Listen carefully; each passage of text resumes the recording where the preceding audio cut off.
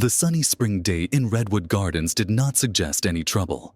This suburb had always been considered an oasis of tranquility and carefree living, a place where children could freely play on the well-kept lawns, and parents could fearlessly let them walk to school alone.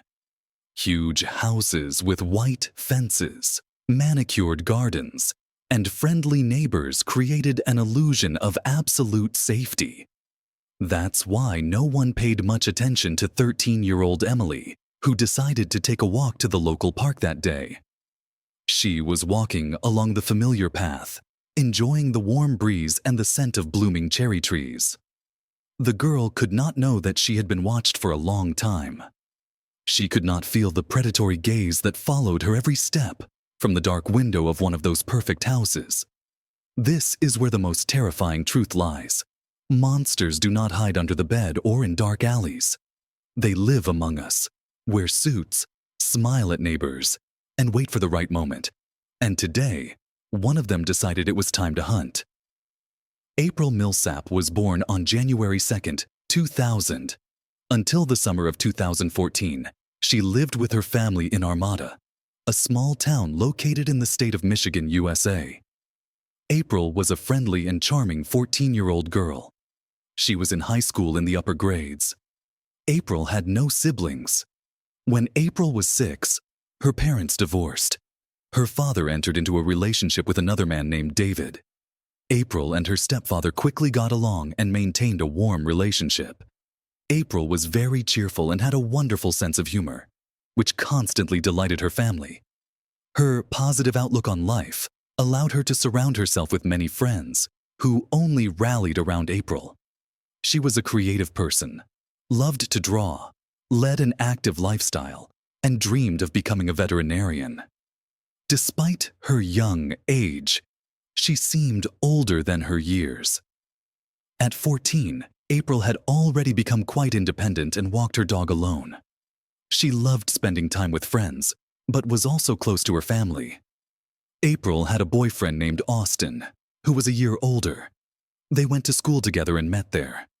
At the time of the described events, they had been dating for about a year.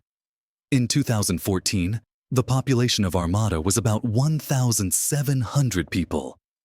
The place turned out to be safe, ideal for a family to live and raise children. Everyone knew each other well, literally by face. However, as life experience shows, such circumstances make places like this very attractive to criminals. Here, they strike rarely, but it causes real panic.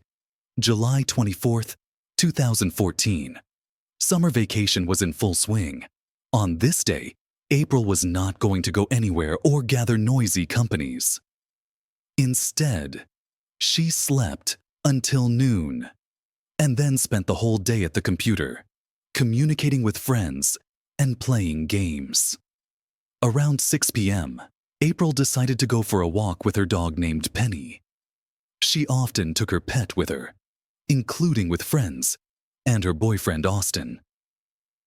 The same thing happened this time. April chose one of the usual walking routes that she took quite often just to get some fresh air. Usually, such walks lasted no more than an hour.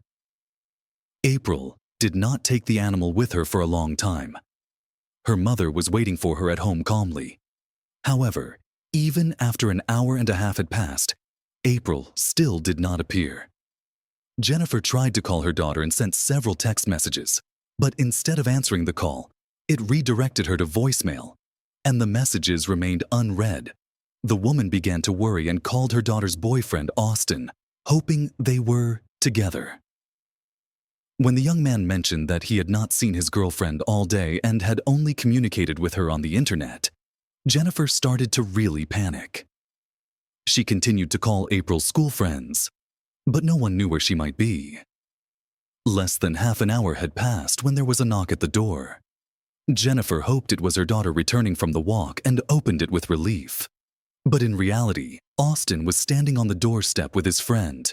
According to him, they both came to make sure April was okay, but he also could not find April. The guy looked alarmed and showed Jennifer the message he received from April at 6:28. In fact, It was about 40 minutes after she left the house to walk the dog. Despite the fact that Austin had previously claimed that he had not received any messages from his girlfriend, he now slightly changed his version. The guy said that either he didn't notice it right away, or he was out of the network coverage area. Before that, but as soon as he managed to get in touch, he received the message with a long delay. According to him, it had a very alarming content. A short phrase, "Someone tried to kidnap me." Therefore, he became worried and went to look for her. Jennifer took these words seriously and immediately called her husband David at work. He panicked and rushed home to search for April together with Austin, his friend, and his wife. They all knew the routes April used to take well. They split up to cover more territory and several trails April could have taken at once. Jennifer called the police, and they also joined the search for the missing traveler. Soon, the missing person was found. According to a man and woman who were jogging on one of the trails around 8:20 p.m., they came across a dog. The animal had a leash, but no one was following it. The woman tried to take the dog by the leash, but it behaved very excitedly. The dog began to run away from them, stopping as if it wanted to show something. The couple followed the animal. The dog dived into a thick bush, and behind it appeared the body of a girl. It was an area densely overgrown with vegetation in a bloody ravine. Later, the girl was identified as 14-year-old April Millsap. However, it was not easy to do this. By the time her loved ones reached this place, law enforcement officers were already working there. Employees of law enforcement agencies from other regions, who clearly had greater capabilities, were immediately involved in the investigation. The fact is that there were only 2 police officers in Armada, who were not prepared for such work and had no relevant experience. Crimes occurred extremely rarely. So, a couple of employees were quite enough to counter local thieves, but not this time. None of the police officers had ever dealt with violent murders. Given the virtually non-existent resources for the investigation, the sheriff immediately turned to more competent authorities working in the county. April was found at the bottom of the ravine, lying on her back. Her shoes were removed and thrown a few meters from the body. Clothes and underwear were pulled down, which clearly indicated a sexual motive for the crime. However, further analysis showed that April was never raped. Detectives suggested that such an attempt took place, but April apparently desperately resisted and ruined the attacker's plans. Or perhaps someone scared him off. Maybe a dog or a passerby. One way or another, the girl was brutally beaten. She had bruises all over her body, from defensive wounds to her face. It was so disfigured, in fact, that her face was crushed. The coroner was able to identify at least 48 separate injuries, a significant portion of which were concentrated in the face and neck area. The victim was covered in clotted blood. The coroner found traces of neck compression. However, they were not characteristic of the classic method of strangulation with bare hands or foreign objects. Her face and neck had strange prints. During the analysis, it was possible to understand that all these were shoe tread marks. The criminal was trampling and walking on her. The forensic expert noted in his conclusion that April was actually trampled to death. Marks remained on the head and neck that resembled the shape of the sole of a large sneaker. Given the nature of the wounds, we were clearly talking about a tall man. In addition, the coroner found that the execution lasted more than 10 minutes, and April died in terrible agony. At this stage, it was difficult to identify the victim. It was precisely because of the nature of the injuries that the face became unrecognizable. Only relatives, who were looking for the traveler at the time when law enforcement officers were already working, were able to recognize her by her clothes and jewelry. It was impossible to tell who was lying in front of them by the face. This shocked her loved ones, especially her mother.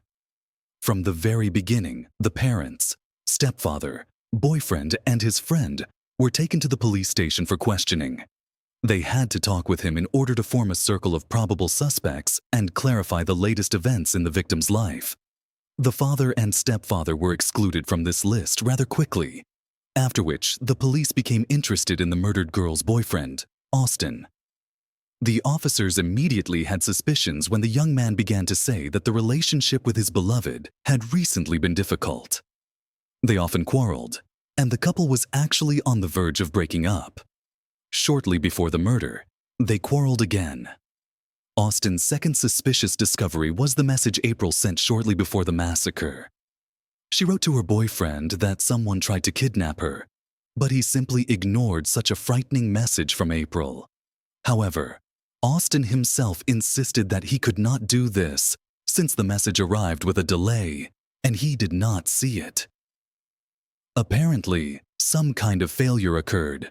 It was delivered with a long delay. In the detective's opinion, the guy reacted very sluggishly after receiving the message. He did not report this to the police, but simply went to look for her. According to Austin, he was still offended by his girlfriend, and he considered this message an attempt to manipulate him. The young man thought that she was trying to provoke his interest and concern, so that he would be the first to go for reconciliation. He did not realize that everything was so serious. As for the quarrel, Austin insisted that April's behavior was incomprehensible. The last conflict arose out of the blue. He still could not say exactly what caused the differences between them and blamed April for it all.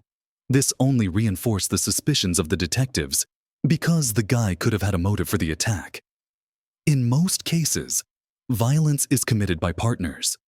The officers decided to detain him longer and asked him to tell how the schoolboy's day went in all details in order to analyze his movements, as well as a possible alibi.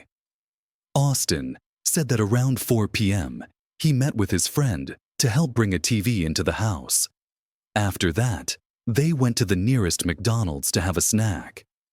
In the end, the young man's words were verified because he really appeared on the cafe's CCTV cameras at the specified time. This happened around 6:30, just a few minutes after the alarming message about the kidnapping attempt was sent. It became obvious that the young man could not have participated in the murder in any way. He could not be the killer. So, it was decided to take the victim's mobile phone for analysis, hoping that it would provide more information. It was hoped that April could have received a message from the stalker who was hunting her, but the victim's mobile phone could not be found at the murder scene. Detectives speculated that the killer had taken it with him, turned it off so it couldn't be tracked, and dumped it elsewhere. In search of the phone and other evidence, forensic experts began to thoroughly examine the entire trail that April was supposed to have taken, but to no avail. Law enforcement officers with specially trained dogs, and even the FBI were involved in this. After almost a day of searching, it seemed all in vain, but the efforts paid off. The very next day, about a kilometer from the scene of the massacre, they found the girl's mobile phone, which was immediately sent for examination to the forensic laboratory.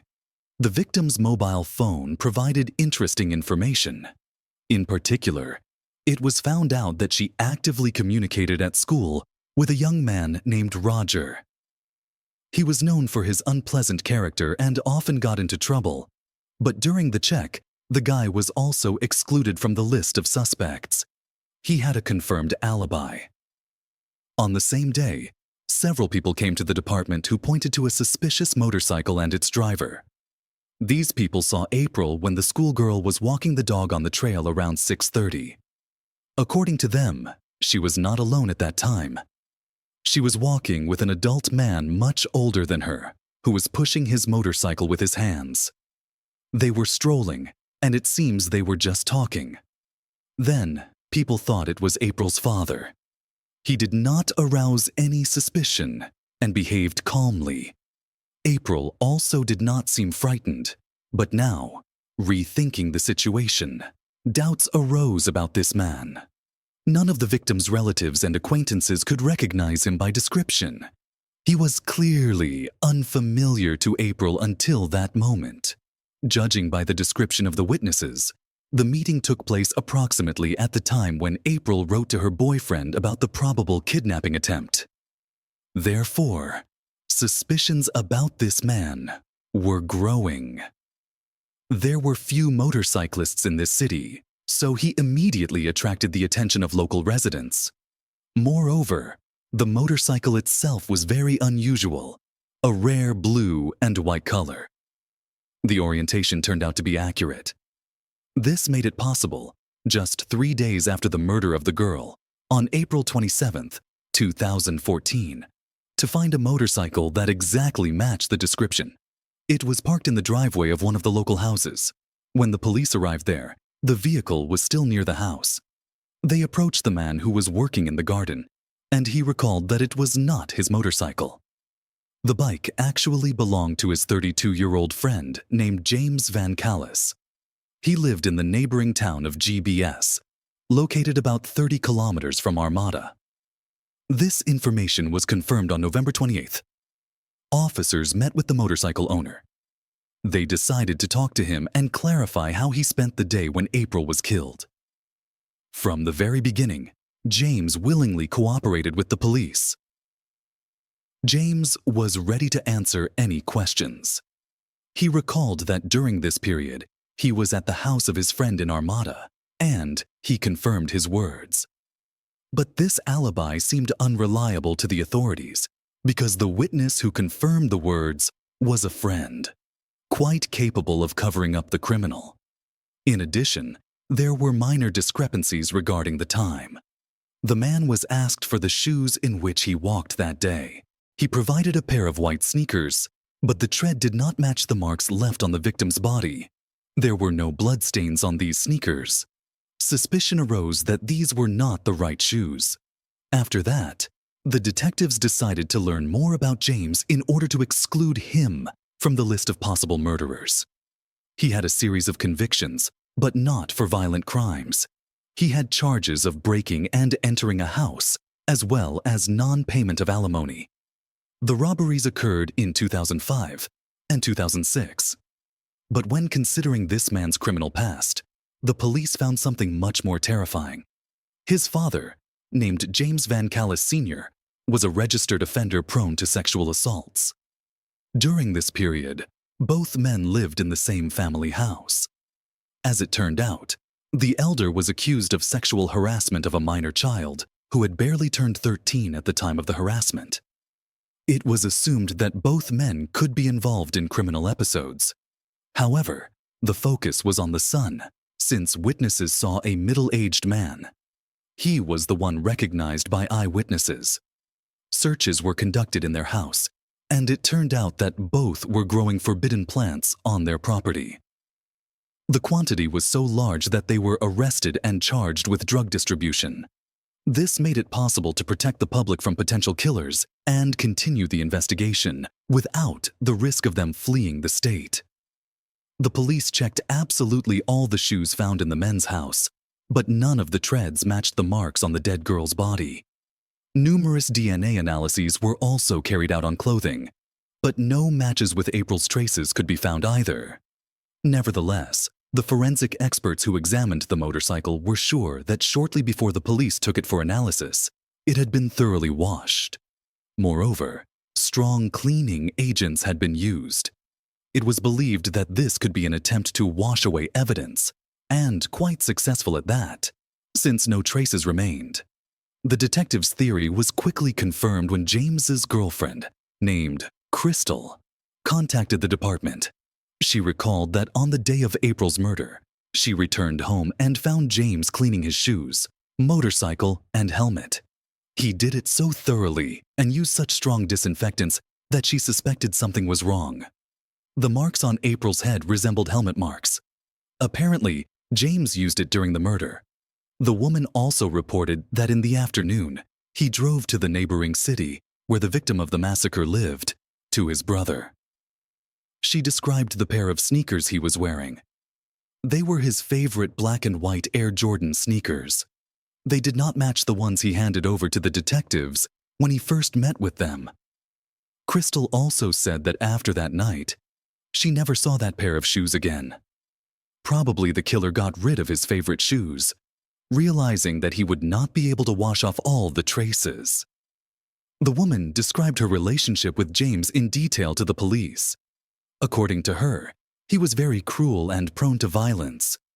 She recently felt like a hostage in the property of a man. James controlled absolutely all aspects of her life. He even forbade her to leave the house when he could not accompany her. From the very beginning, she did not trust him, but was afraid that he would kill her. She went to the police. Now that the criminal's family had been detained, she was able to speak without restrictions. According to his own confession, which he made to his beloved, James was cleaning his things because he got them dirty with engine oil while repairing his bike. But she did not believe him. The police needed to prove that the criminal was wearing the shoes Crystal was talking about at all. They managed to find photos on the man's social network page where he was wearing sneakers, identical to the description.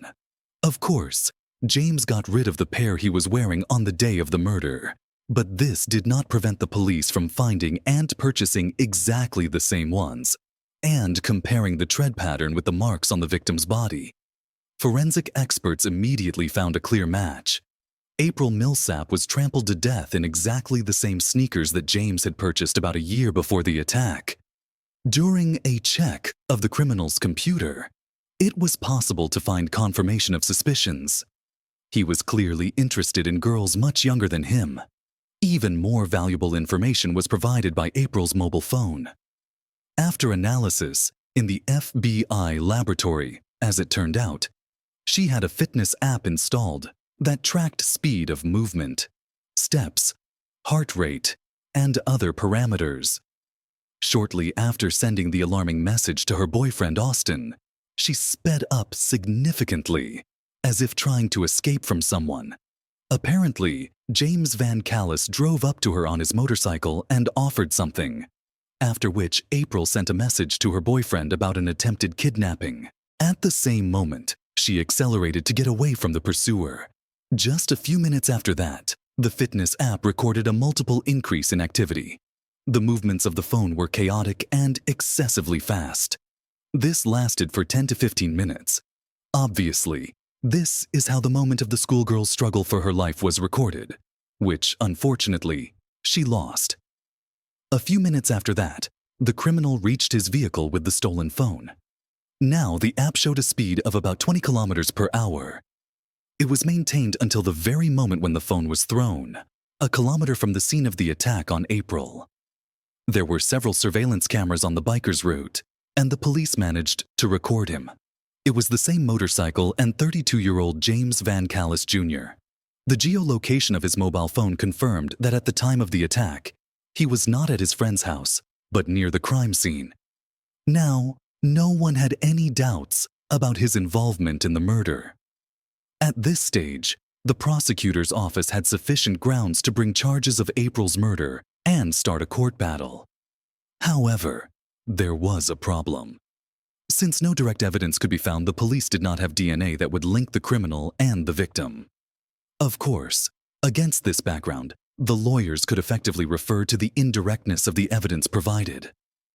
No matter how hard the forensic experts tried, they could not find the victim's blood on the criminal's belongings, equipment, and helmet. He thoroughly cleaned everything and got rid of all things. Obviously, the man was very experienced in these matters. In the end, the prosecutor's office decided to go all in. Despite the indirectness of the evidence provided, there was too much of it. It was believed that this would be enough to convince the jury of James's guilt. In October 2014, 3 months after the crime was committed, the man was charged. The trial was scheduled for early 2016. The prosecution believed that he attacked the passerby because of a refusal of intimacy. For a long time, he had been searching the internet for various methods of seduction, trying to find out how to interest a much younger girl, especially a minor. But obviously, all these tips did not work. Unfortunately for the victim, the man could not accept the refusal. So he attacked April. The defense as expected, tried to convince the jury that the prosecution had no irrefutable evidence of James's guilt, and the entire tactic of the prosecutor's office was built only on indirect evidence. The criminal insisted on his innocence, but all this looked unconvincing.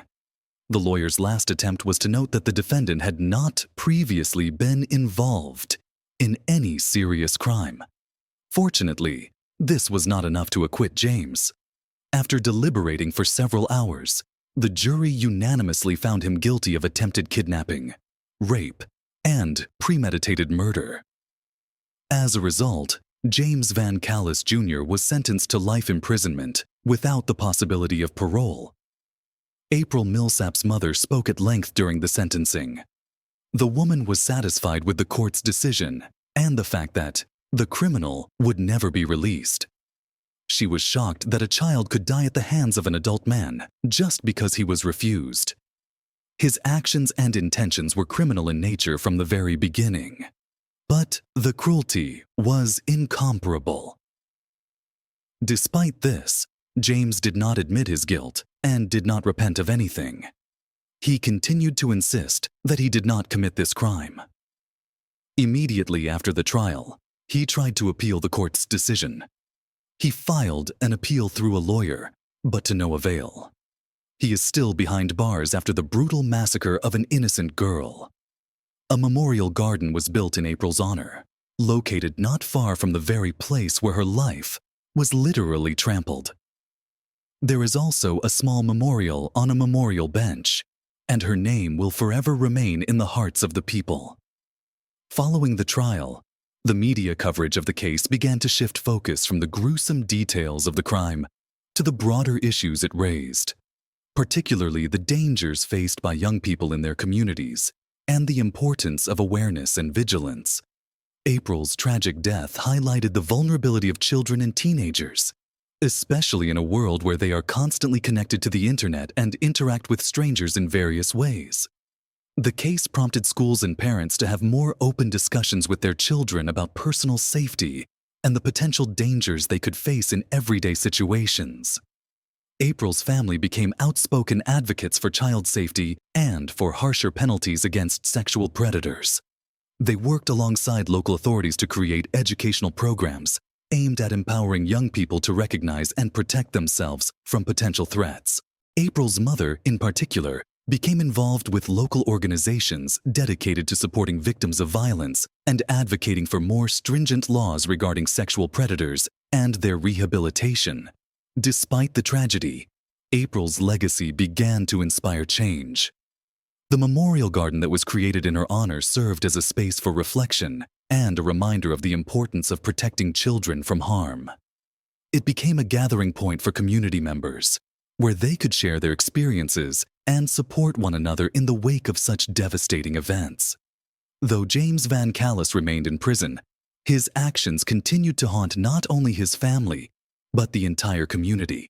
The legal system, which had seen a successful conviction, also came under scrutiny for how cases of sexual violence and attempted abduction were handled before they escalated to such a horrific degree.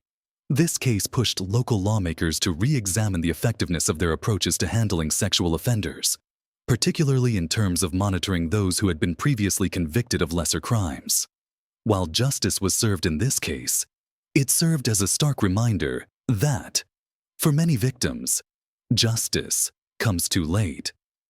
The long-lasting trauma for families like April's underscores the importance of taking immediate and preventative action against threats to young people before it's too late. In the end, the loss of April Millsap was not only a personal tragedy for her family, but also a poignant lesson for society at large. That vigilance, early intervention, and education are crucial in protecting the most vulnerable.